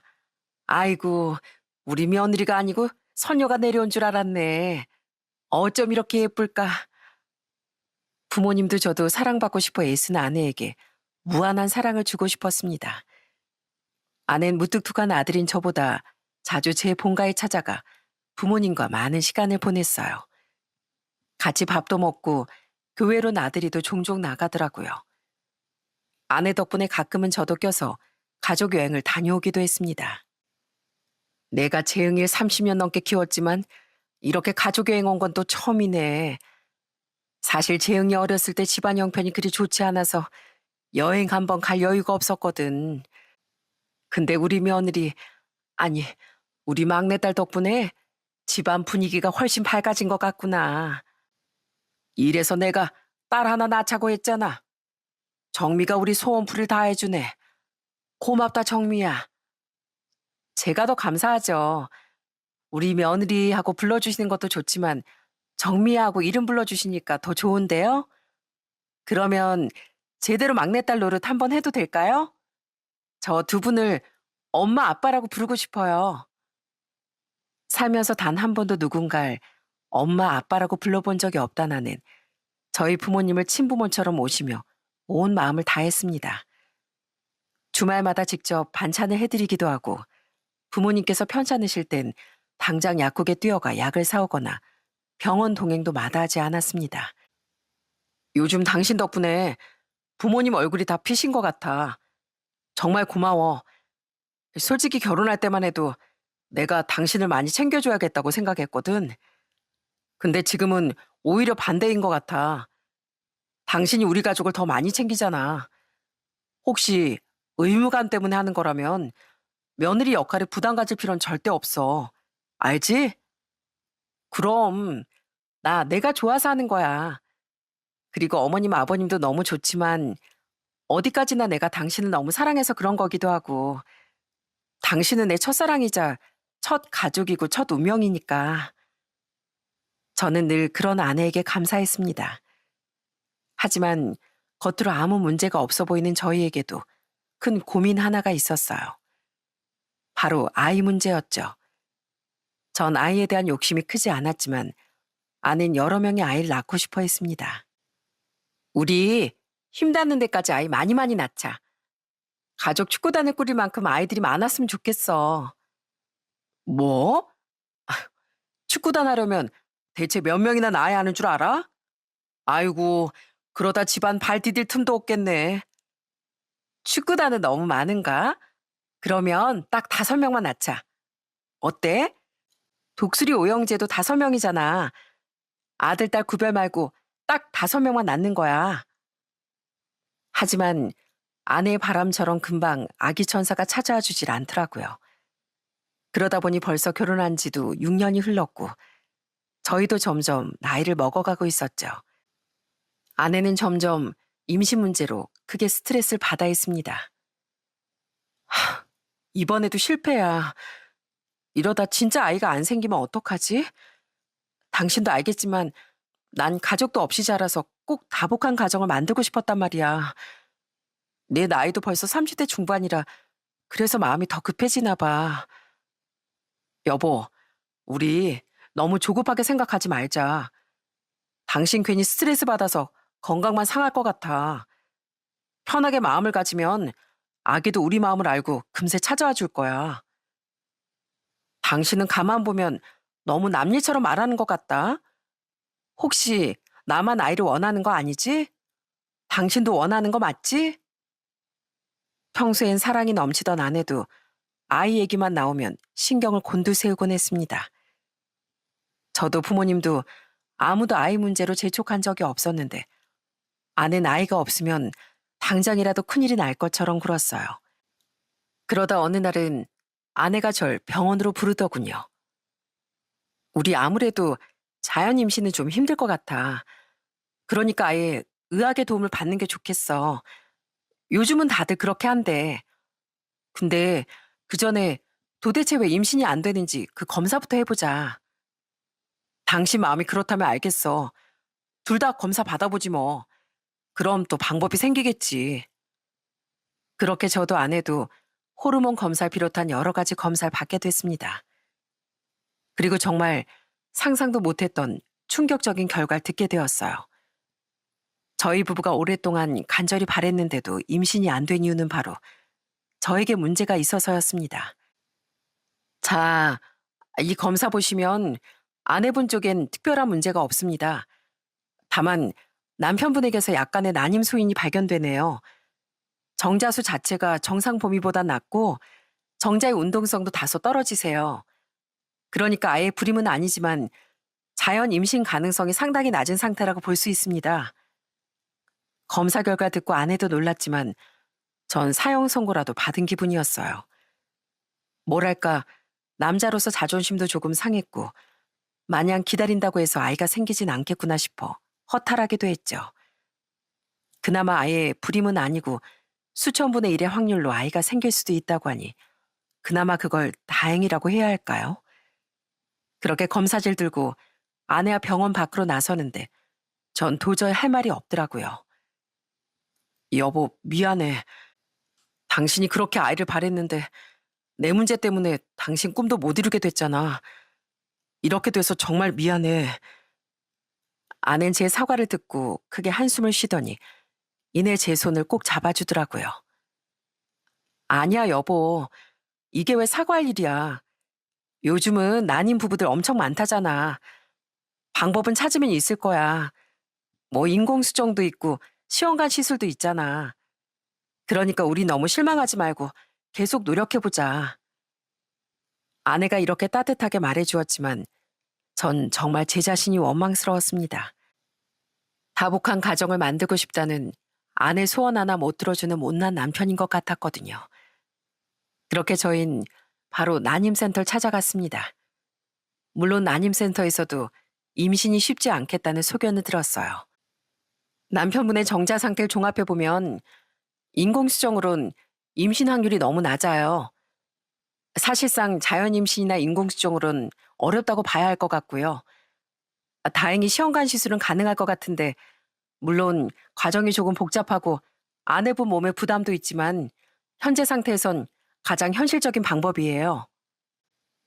저희도 이미 시험관 시술에 대해 숱하게 알아본 후라 그게 얼마나 아내 몸에 무리가 가는 일인지 잘 알고 있었습니다.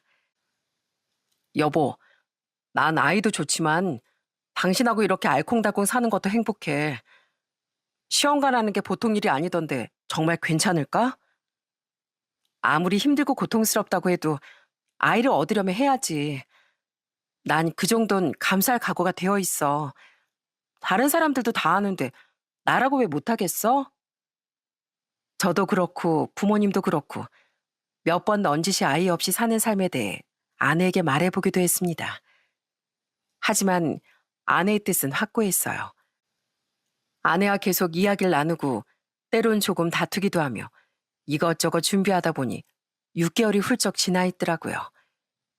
결국 아내의 확고한 뜻을 꺾을 수 없었던 전 시험관 시술에 동의하고 다시 아내와 병원으로 향했습니다. 당신이 그렇게나 아이를 원한다면 나도 더는 걱정하지 않을게. 나야 어디까지나 당신을 돕는 사람이고 그 힘든 과정을 해야 할 사람은 당신이잖아.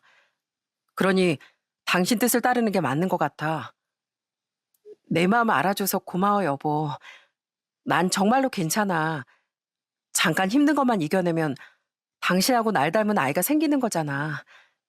엄마가 되는 건데 이 정도 고통쯤은 감수해야지. 마침내 결심이 선 저희 부부는 다시 여러 가지 검사를 받고 이후 과정을 위해 잠시 대기를 하고 있었어요. 그 기다림도 몇 개월쯤 걸렸던 것 같네요. 그 무렵 전 한참 바쁘게 일하고 있었는데 퇴근 무렵 핸드폰을 보니 아내에게 여러 차례 부재중 전화가 걸려와 있더라고요. 나야. 당신 전화 여러 번 했는데 무슨 일 있어? 나 지금 퇴근하려던 참이야. 여보, 놀라지 말고 들어. 나 있잖아. 나, 왜 그래? 무슨 일이야? 당신 어디 아파? 아니면 병원에서 연락 왔어? 나 임신이래. 당신 아빠 됐대. 우리 자연 임신했다고. 당신 믿어져? 내가 드디어 엄마가 됐대. 처음 전화 받았을 때 아내가 울고 있길래 무슨 안 좋은 일이라도 있는 줄 알았습니다. 그런데 아내는 입이 떡 벌어질 만큼 놀랍고 기쁜 소식을 전해왔어요. 임신이라고? 아니, 어떻게 자연 임신 확률이 그렇게 희박하다고 했는데, 여보, 일단 나 바로 집으로 갈게. 울지 말고 조금만 기다려. 내가 금방 갈 테니까. 전 집으로 차를 몰고 가면서도 이게 꿈인지 생시인지 알 수 없어 몇 번이고 뺨을 꼬집어 보았어요. 얼마 전까지만 해도 시험관을 하니 많이로 고민했었는데 기적처럼 아이가 찾아온 게 정말 믿기지 않았거든요. 그러면서 우리 아이가 얼마나 효자길래 엄마 고생 안 시키려고 타이밍을 딱 맞춰 찾아왔나 싶었습니다. 전 집에 가자마자 아내를 안고 덩실덩실 춤까지 췄어요. 그동안 당신 정말 마음고생 많았지? 못난 남편 만나서 스트레스도 많이 받고 힘들었을 텐데 잘 이겨내줘서 고마워. 나 앞으로 당신과 우리 아이를 위해서 살게. 부자 아빠는 아니더라도 좋은 아빠가 되도록 열심히 노력할게. 당신은 이미 좋은 아빠야. 너무나 완벽한 남편이고. 다음 날 전 아내 손을 잡고 바로 병원으로 향했습니다. 의사 선생님도 아내 임신 사실을 확인하시더니 저만큼이나 깜짝 놀라시더라고요. 정말 축하드립니다. 사실 자연 임신이 될 가능성이 0은 아니었지만 거의 제로라고 봐야 하는 상태였거든요. 그런데 임신이 되셨네요. 이건 정말 기적입니다. 두 분 정말 축하드려요. 그때 제가 얼마나 기뻐했는지 저희를 잘 모르는 의료진 분들도 축하드린다며 인사를 건넬 정도였습니다. 저희 부모님도 아내 임신 소식을 너무나 기뻐하셨고요. 아이고, 정미가 그렇게 바라던 소원이 드디어 이루어졌구나. 축하한다. 정말 장하고 기특해. 그래도 아직 임신 초기니까 항상 몸 조심해야 한다. 정미 컨디션 괜찮을 때 집에 한번 올래? 몸에 좋다는 거 실컷 해주마. 임산부는 항상 잘 먹어야 돼. 아무거나 막 먹어서는 안 되고. 정말 집안에 이런 경사가 또 없을 것 같았습니다. 본가로 오라시던 부모님은 혹시 아내가 힘들까봐 임산부 몸에 좋다는 삼계탕을 낙지까지 몇 마리 넣어 들통째로 끓여오셨어요. 아버진 식사도 안 하시고 그저 아내 옆에 앉아 살코기 하나하나까지 발라주시며 아내를 챙겨주셨습니다. 혹시 닭고기 뼈 조각이라도 목에 걸릴까 걱정이다. 내가 살코기만 잘 발라줄 테니까 넌 가만히 있거라. 낙지도 너무 긴 거 먹지 말고 내가 잘라준 것만 먹거라. 아빠, 저 아직 임신 초기라 평소 때하고 똑같아요. 그래도 엄마 아빠가 이렇게 챙겨주시니까 저 너무 좋은 거 있죠? 저 엄마 되게 너무 철없어 보이나요? 아니다, 얘. 이런 수발도 다 임신했을 때 실컷 받는 거야. 재흥이랑 있을 때도 넌 손 하나 까딱하지 말고 재흥이한테 다 해달라고 해. 알겠지? 어머니 말씀처럼 전 아내와 아이가 불면 날아갈까, 쥐면 꿰질까 싶어 아내가 편안하게 쉴 수 있도록 옆에서 모든 걸 챙겼습니다. 9개월 동안 아내 뱃속에서 무럭무럭 자라나는 아이를 기다리는 과정이 정말 하나도 힘들지 않았어요. 저희 매일 밤 곧 태어날 우리 아이에 대해 상상했습니다. 얼굴은 어떻게 생겼을까? 성격은 또 어떨까? 어른이 되면 어떤 사람이 될까? 매일 아기가 조금씩 자라는 모습을 상상하며 설레는 마음을 감출 수가 없었죠. 그렇게 9개월이 지난 어느 날, 전 급하게 지방 출장이 잡혀 경북 상주로 내려가야 했습니다. 나 가기 싫은데 어떡하지? 당신 만삭인데 내가 나흘이나 집을 비우는 게 말이 돼? 이참에 그냥 회사 때려치울까? 으이구, 찰떡이 아빠. 자꾸 그러다 회사 지각하겠네. 찰떡아, 아빠한테 얼른 인사해. 아빠 조심히 다녀오고 오는 길에 엄마가 좋아하는 휴게소 호두과자 사오세요 하고. 알겠어. 내가 일 빨리 끝내고 호두과자 이만큼 사올게. 조금만 기다려. 그리고 무슨 일 있으면 바로 연락하고 부모님한테도 말씀드려놨으니까 연락드리면 바로 달려오실 거야. 그때 왠지 제가 출장 가 있는 사이에 아이가 나올 것 같아 자꾸 발걸음이 떨어지지 않더라고요. 아니나 다를까 제가 출장지에 도착한 다음 날 바로 부모님께 전화가 걸려왔습니다. 아이고, 정미 몇 시간 전에 분만실에 들어갔다. 너 연락받고 급하게 달려오면 사고 날 것 같다고? 정미가 너무 걱정하길래 이제야 전화하는 거야. 너 없어도 애는 잘 나오니까 운전 조심해서 올라오거라. 알겠어요. 지금 당장 저 출발할게요. 혹시 무슨 일 있으면 바로 연락 주세요. 아이 나와도 연락 바로 주시고요. 전 그렇게 상주에 있다가 곧바로 뛰쳐나가 병원으로 향했습니다. 병원으로 가는 3시간 동안 얼마나 초조했는지 모릅니다.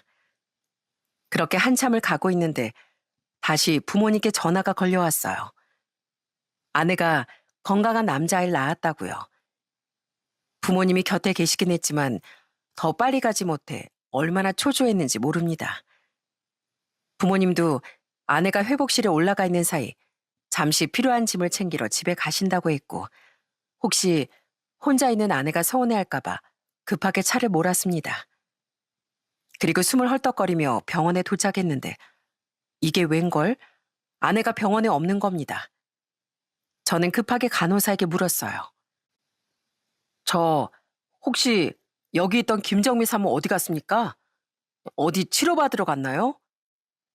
김정미 산모요? 아까 어떤 분이랑 잠깐 1층에 다녀오겠다고 했어요. 남편분인 것 같던데요. 제가 말렸는데도 잠깐이면 된다고 하셔서. 네? 남편이요? 제가 남편인데 무슨 말씀이세요? 전 혹시 아내에게 무슨 문제라도 생길까봐 병원을 샅샅이 뒤지기 시작했습니다. 몇 시간 전 아이를 낳은 사람이 그 사이 어딜 간 걸까요? 하지만 1층은 물론이고 화장실까지 뒤져봤지만 아낸 보이지 않았습니다. 저는 말도 안 되지만 설마 멀리 나갔나 싶어 다시 차를 타러 주차장으로 내려갔어요. 그리고 거기서 제 인생 최악의 장면을 목격하고 말았습니다. 주차장에 있는 지하 2층에 내려가자마자 누군가 구석에서 아주 큰 소리로 싸우고 있더라고요. 그때 전 대체 어떤 정신머리 없는 사람들이 여기서 다 싸우나 싶었습니다. 하지만 목소리를 들어보니 어디서 많이 듣던 목소리인 거예요. 저는 계속 고성이 오가는 그 사람들 쪽으로 몰래 다가갔습니다. 그리고 조금 떨어진 차 뒤에 숨어 그 사람들을 지켜봤어요. 자세히 보니 어떤 키 크고 험악하게 생긴 남자하고 뒷모습이지만 누가 봐도 몸이 불편해 보이는 산모가 크게 소리를 지르며 싸우고 있더라고요. 처음엔 여자가 뒤돌아 있어서 누군지 한 번에 알아보지 못했습니다. 아니, 상상도 할 수 없었다고 해야 할까요? 하지만 곧 남자 입에서 나오는 이름을 듣고 제 심장이 미친 듯이 뛰기 시작했습니다. 야, 김정미, 너 애 좀 낳았다고 아주 기세등등하다. 왜, 네 남편이 끝까지 모를 것 같냐? 너 뭐 믿고 이렇게 까불어? 웃기지 마. 까부는 건 너지. 너 아직도 그 깡패짓 안 그만뒀니? 여기 CCTV 천진데 뭐 나한테 해코지라도 하게? 아우, 진짜. 우리 웃으면서 얘기 좀 하자. 어? 너 애 낳은 지 몇 시간 됐다고 그렇게 고래고래 소리 지르냐? 나이도 많은 게 아직 힘도 좋다. 산모가 이렇게 건강하면 내 애도 건강하겠지? 그러지 말고 내 자식 얼굴 한 번만 보여달라니까. 전 거기서 혀를 콱 깨물고 죽고만 싶었습니다. 10개월 동안 내 자식이라고 굳게 믿고 애지중지했던 그 아이가 제 아이가 아니라는 소리를 듣고 말았어요. 전 입을 틀어막고 어떻게든 침착하려고 애썼습니다. 저 두 인간은 제가 그 소리를 다 듣고 있는지도 모르고 계속 싸우고 있었고요. 계속 소리를 지르던 아는 아이 얘기가 나오자 엉엉 울기 시작했습니다. 제발 나 좀 내버려둬. 새 인생 살겠다는데 왜 이러는 거야? 그동안 해달라는 거 다 해줬잖아. 너 아이 앞에 얼씬도 안 하겠다는 조건으로 나한테 뜯어간 돈이 4,700만 원이야. 알지, 다 알지. 아, 그러니까 마지막으로 딱 5천만 해달라는 거 아니야. 네 남편이고 시부모고 네 말이라면 껌뻑 죽잖아. 네 남편 독자라며? 근데 이렇게 손자까지 낳아줬는데 5천쯤 못 해주겠어? 나도 생떼 같은 내 아들 포기하는데 그 정도는 받아야지. 안 그래? 네가 정 이렇게 나오면 나도 다른 방법 좀 찾아보고. 남잔 그러더니 아내를 협박하듯 팔을 걷어붙였습니다. 그 인간 팔엔 동네 건달들이나 할 법한 문신이 빼곡하게 그려져 있었어요. 너 이러려고 그날 밤 나 도와준다고 한 거야? 이렇게 영원히 쫓아다니면서 괴롭히려고?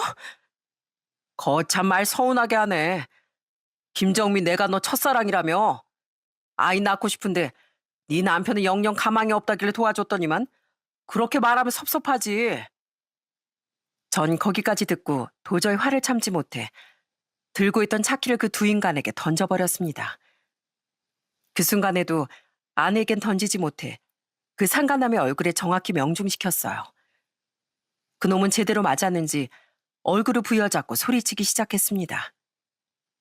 누구야? 어떤 놈이 주차장에서 차키를 던져? 미쳤어? 당장 나와. 그래, 나왔다. 어쩔래? 그럼 병원 주차장에서 산모한테 협박하는 인간은 정신 똑바로 박힌 인간이야? 여보, 당신이 왜 여기에?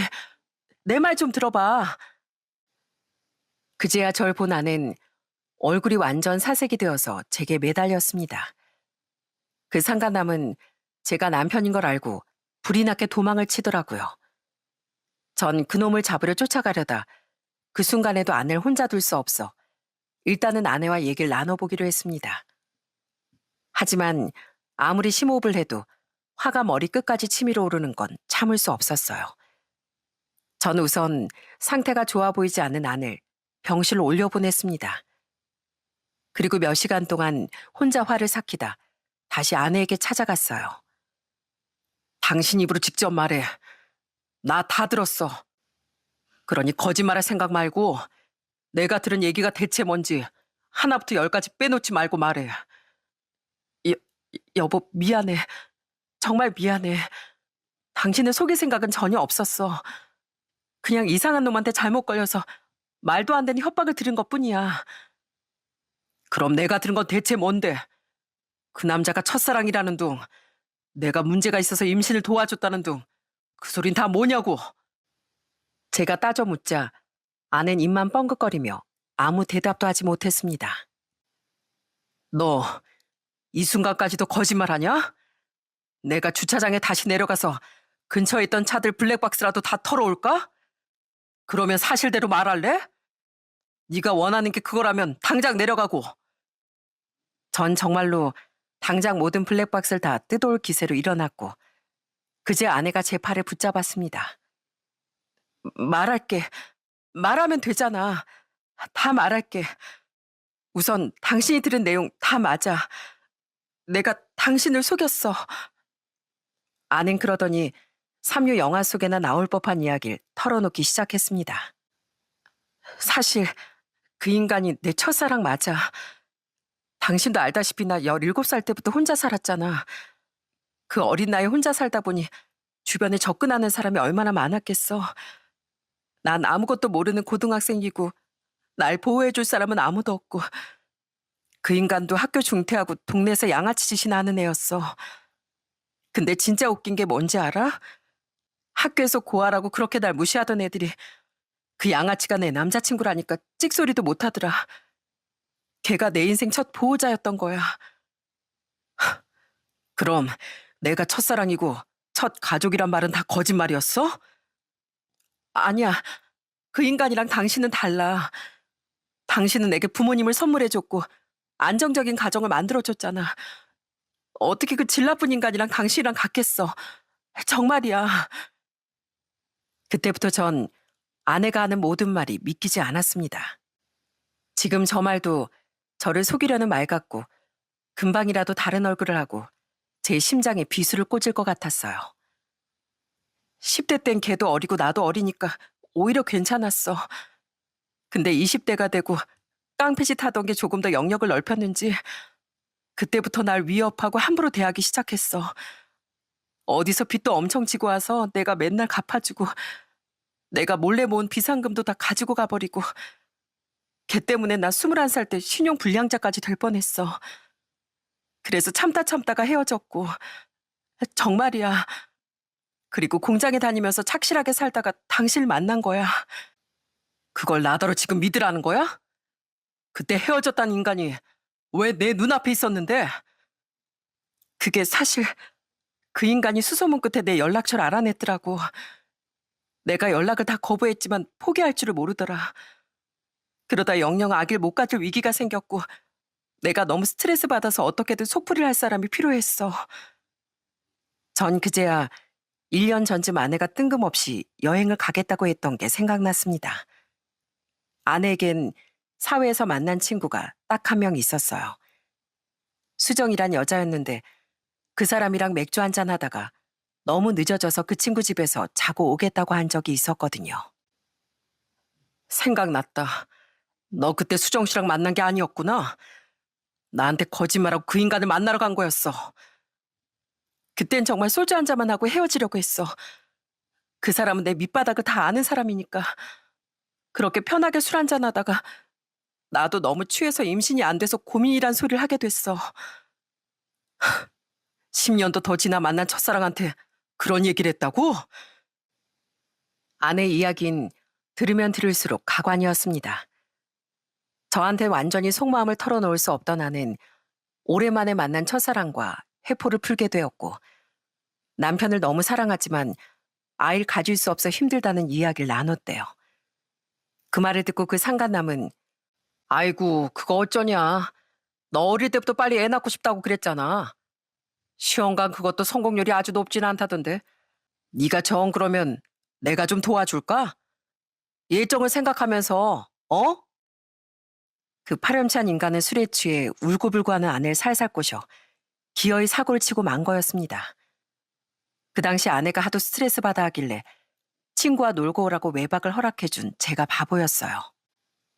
그렇게 보낸 하룻밤 때문에 덜컥 아이가 생겼고 그 상간남도 그 아이가 자기 아이라는 걸 눈치챈 거였습니다. 그날부터 그 인간은 아내에게 수시로 겁을 주며 계속 돈을 뜯어가고 있었고요. 처음엔 500만 원, 1000만 원, 그러다 그 돈이 눈덩이만큼 불어나 4,700만 원이란 큰 돈이 된 거죠.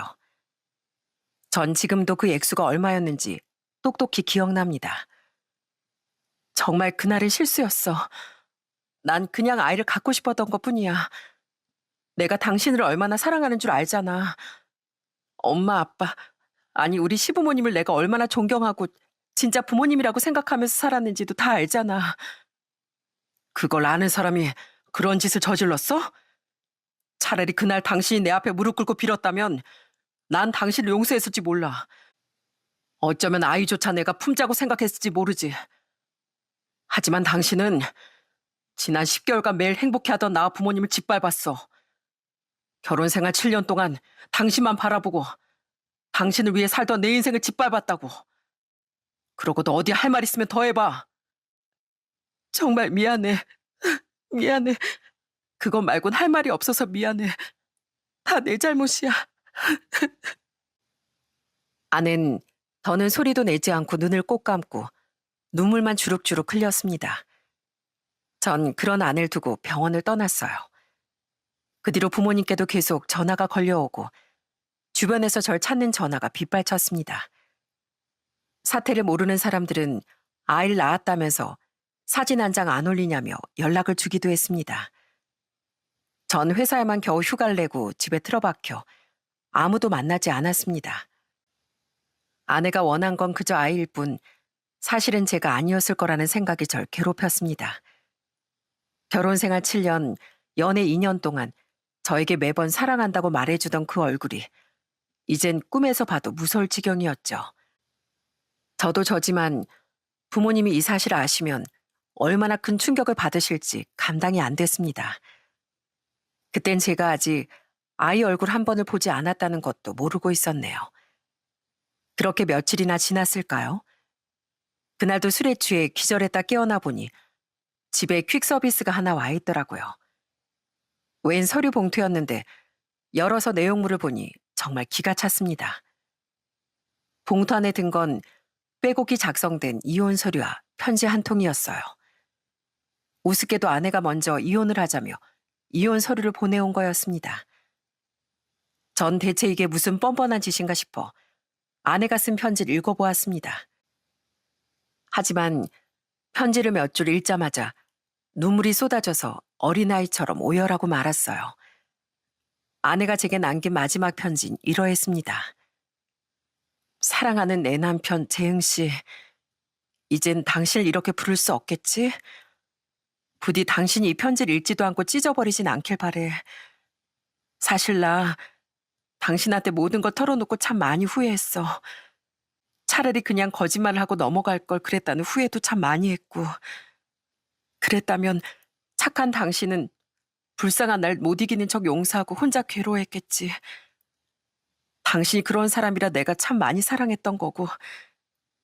결국 내 잘못 때문에 모든 것이 끝나버렸지만 나 정말 당신을 사랑했어. 당신이 내게 준 가족, 따뜻한 집, 안락한 울타리에 너무나 감사했어. 어떤 날은 그게 다 물거품처럼 사라져버릴까 봐 두렵기도 했고. 근데 누구의 잘못도 아니고 내 선택 때문에 하루아침에 다 끝나버렸네. 정말 미안해. 다 내 책임이야. 그 인간이 나한테 무슨 협박을 하더라도 내가 넘어가지 않았으면 될 일이었는데 내가 그러지 못했어. 난 정말 쓰레기고 당신과 엄마 아빠에게 씻을 수 없는 상처를 준 죄인이야. 나 같은 건 세상에서 없어져야 하지 않을까? 그래도 난 나쁜 선택을 하진 않을게. 더는 당신에게 상처만 주고 비겁하게 굴지 않으려고. 그저 당신이란 좋은 사람 인생에 금방 잊혀질 오물 같은 인간이었다고 생각해 줄래? 아이도 내가 데려갈게. 내가 좋은 엄만 될 수 없겠지만 최소한 그래도 나 같은 인간으로 만들지 않을게. 정말 미안해. 그리고 나 당신을 참 많이 사랑했어. 감히 내 분수도 모르고 지금도 당신 곁에 머물고 싶지만 부디 나 같은 건 잊고 행복하게 살길 바래. 아낸 그렇게 서류와 편지를 제게 보내고 아이와 함께 호련히 사라져버렸습니다. 그 지경이 되자 제 부모님도 끝내 모든 진실을 알게 되셨죠. 저희 어머니는 충격으로 쓰러져 꽤 오래 병원 신세까지 지셨습니다. 막내딸이라고 생각하며 엄마 아빠 소리까지 듣던 부모님이 얼마나 큰 충격을 받으셨을지 상상도 못하겠어요. 조금 기력을 회복하신 후에 어머니는 매일같이 울며 아내를 찾아오라고 오열하셨습니다. 차라리 내 눈앞에서 빌라고 해라. 그 몸으로 갓난아이를 안고 어딜 간 거야? 벌을 받을 때 받더라도 내 앞에 있으라고 해. 어머니, 이제 그 사람은 잊으세요. 이미 떠나버린 사람 이제 와서 다시 만나면 어쩌시려고요? 걔가 틀림없이 말 못할 다른 사연이 있을 게다. 정미가 그럴 애가 아니지 않니? 내가 7년 넘게 걔를 딸처럼 대했는데 어떻게 이렇게 편지 한 장 남기고 떠날 수가 있니? 매정한 것, 잔인한 것 같으니라고. 당신도 이제 그만 좀 해. 재응이라고 지금 제정신이겠어? 집 나간 며느리 생각하다가 멀쩡한 우리 아들마저 잡고 싶어? 한때 영원한 행복을 꿈꿨던 저희 집도 아내가 남기고 가는 큰 상처 때문에 산산조각이 나고 말았습니다. 그 뒤로 전 아내를 꽤 오랫동안 볼 수 없었어요. 그러다 정말 마지막으로 아내를 만날 일이 있었습니다. 그건 바로 제가 아내와 상간남을 대상으로 민사소송을 걸었거든요. 전 이미 블랙박스에서 추출한 영상과 아내의 편지, 증언이 증거로 남아있었고 소송에서 이길 게 확실했습니다. 제가 그제와 상간남 소송을 걸었던 건 돈 때문도 아니었고 이제 와서 복수하겠다는 생각도 아니었습니다. 전 그저 아내에게 최선을 다하며 언제나 진심이었던 제 마음을 보상받고 싶었어요. 그렇게 법원에서 오랜만에 본 아내는 몹시도 말라있더라고요. 그 상간남은 법원에 출두하지 않고 서면으로만 제출했던데 아내는 법원까지 직접 나왔더라고요. 오랜만이야. 그동안 잘 지냈어? 이런 안부 묻는 것도 참 염치 없지? 그래도 내 잘못에 대해 벌받는 자리인데 내가 나와야 할 것 같아서. 엄마 아빠, 아니 어머님 아버님도 잘 지내셨어요? 그때 저희 부모님도 법원 앞에 와 계셨는데 그렇게나 당장 데려오라고 소리치던 아내가 막상 앞에 나타나자 아무 말도 없이 노려만 보고 계셨어요. 아낸 저와 부모님 앞에 조용히 무릎을 꿇었습니다. 죄송합니다. 정말 잘못했습니다. 제가 죽일 년이에요. 부디 절 용서하지 마세요. 어머닌 한동안 그런 아내를 쳐다만 보시다가 아무 말 없이 손을 뻗어 아내를 일으켜 세우셨습니다. 몸조리도 제대로 못했을 텐데 찬데 앉지 마라. 그러다 뼈 삭는다. 이렇게 얼굴 봤으니 됐어. 앞으로 사는 동안에 서로 만나지 말았으면 좋겠다. 그리고 이 다음 생에 다시 인간으로 태어나거든. 그땐 내 딸로 태어나거라. 그땐 이렇게 살지 말고 내 딸로 태어나서 사랑만 받고 살아. 어머님 그 말씀만 남기고 자리를 떠나셨어요. 아내는 한참이나 그 자리에 그대로 서서 울고 또 울었습니다. 저 역시 아내에게 손수건 한 장은 건네고 부모님 뒤를 쫓았습니다. 지금은 그 사건이 있고 4년이 흘렀습니다. 전 어느새 40대 중년이 되었네요. 부모님도 그날 이후로 한동안 말수가 적어지셨어요. 잘 웃지도 않으시고 가족끼리 밥 한번 먹자는 소리도 안 하시고요. 나중에 아내 친구였던 수정 씨에게 들은 이야기인데 아내는 아이를 데리고 먼 지방으로 내려가 혼자 살고 있다고 합니다. 혼자 아이를 키우다 보니 직장에 들어가긴 쉽지 않았을 테고 지방에서 식당 일이나 청소 일을 하며 지낸다네요. 전 가끔 얼굴 한번 제대로 본 적 없는 그 아이가 꿈에 나옵니다. 꿈에서 아이는 서툰 발음으로 절 아빠라고 부릅니다. 저는 늘 그 아이를 안아주려다가 행동을 멈추곤 해요. 저는 결국 꿈에서도 한 번도 그 아이를 안아주지 못했네요. 그래도 시간이 약이라고 어느새 아내에 대한 기억이 조금은 흐릿해졌습니다. 한때 정말 온 마음을 다해 사랑했고 인생을 걸었던 소중한 존재가 떠나간 자린 생각보다 꽤 빠르게 아물고 있어요. 물론 저도 술도 많이 먹고 엄청 힘든 시간을 보냈습니다. 그 시간을 옆에서 지켜보신 부모님도 마음고생을 많이 하셨고요. 너 언제까지 매일 술만 먹고 이러고 있을래? 너 진짜 인생 망치기로 작정한 거야? 아니면 부모 마음에 정말 빗을 꽂아 속이 시원하겠어? 어머니, 엄마, 저 힘들어서 그래요. 힘들어서요. 저 한순간에 아내도 아이도 다 잃었잖아요. 그런데 어떻게 멀쩡하게 밥을 먹고 출근을 해요? 그게 더 이상한 거 아니에요? 이럴 때일수록 마음 굳게 먹고 씩씩하게 살아야지. 아마 그 상간남 자식은 어디서 또 사기나 치면서 잘 먹고 잘 살고 있을 거다. 근데 왜 아무 잘못도 없는 네가 이러고 있어? 당장 일어나 세수하고 밥 먹어. 그때 어머니가 절 호되게 혼내지 않으셨다면 전 좀 더 오랜 시간을 고통 속에 허우적거렸을 겁니다. 물론 지금 전 직장도 잘 다니고 여전히 숫기는 없지만 동료들과 가끔 맥주도 한잔하며 지내고 있답니다.